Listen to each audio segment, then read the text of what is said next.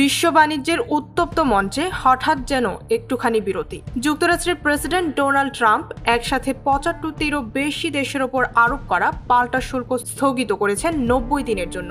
এই তালিকায় রয়েছে বাংলাদেশও। আর বাংলাদেশের ওপর পারস্পরিক শুল্ক কার্যকর স্থগিত করায় মার্কিন প্রেসিডেন্টকে ধন্যবাদ জানিয়েছেন প্রধান উপদেষ্টা ডক্টর মোহাম্মদ ইউনূস। বৃহস্পতিবার রাতেই নিজের অফিসিয়াল ফেসবুক পেজে প্রধান উপদেষ্টা লিখেছেন, শুল্ক কার্যকর ৯০ দিন স্থগিত করার আমাদের অনুরোধে ইতিবাচক সাড়া দেওয়ায় আপনাকে ধন্যবাদ মিস্টার প্রেসিডেন্ট। আপনার বাণিজ্য এজেন্ডাকে সহায়তা করতে আমরা আপনার প্রশাসনের সঙ্গে কাজ অব্যাহত রাখব। মাত্র এক সপ্তাহ আগেই বাংলাদেশের রপ্তানি পণ্যের ওপর ৩৭% শুল্ক বসিয়ে দেন ট্রাম্প। কিন্তু এই সিদ্ধান্তে মার্কিন বাজারে তৈরি পোশাক সহ বেশ কিছু শিল্পক্ষেত্রে অস্থিরতা তৈরি হয়। এদিকে চীন বাদে যেসব দেশের উপর পারস্পরিক শুল্ক আরোপ করা হয়েছিল সেগুলো ৯০ দিনের জন্য স্থগিত করেছেন Trump.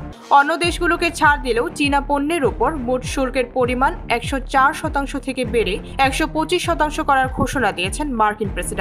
And China will be raised to 125 due to their insistence on escalation. নিজের মালিকানাধীন সামাজিক মাধ্যম ট্রুথে এ ব্যাপারে ট্রাম্প লিখেছেন, বিশ্ববাজারের প্রতি চীন যে অসম্মান দেখিয়েছে সেটির ভিত্তিতে আমি চীনের ওপর শুল্কের পরিমাণ ১২৫% উন্নীত করেছি, যা এই মুহূর্ত থেকে কার্যকর হবে।